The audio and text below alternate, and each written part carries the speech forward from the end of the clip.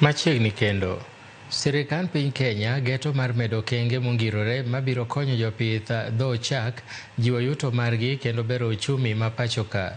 Jagoro mongirore migao mar pith jamni Jonathan Mweke owacho ni moko kuom chenro moketi gin pogo masinde 230 mag kano e counties 40 ne jopith dho chak kaka yor duoko chien kethruok mar chagi.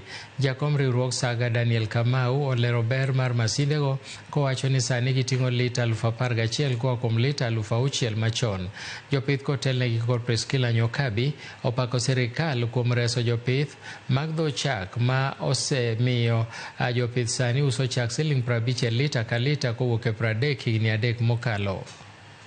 Shughuli zetu za kukusanya maziwa tumekuwa na changamoto, lakini serikali mara kwa mara imetusaidia, ambapo hata kwanza hii cooperative serikali itusaidia kwa mradi ikatupea coolers, na coolers ndio za muhimu kwa sisi wakulima, kwa maana yake ndio zinahakikisha ubora wa maziwa. Itatusaidia sana kuhakikisha kwamba operations za dairy zimekuwa afadhali. Itakuwa tumeleta afueni kwa viongozi wa dairy hii, kwa sababu wamekuwa na install capacity about 5,000 na sasa tumefikisha 10,200.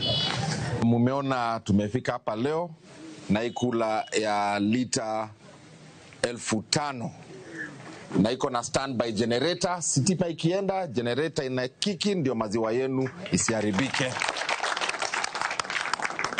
Hii ni mradi ya serikali kusaidia wakulima wa maziwa.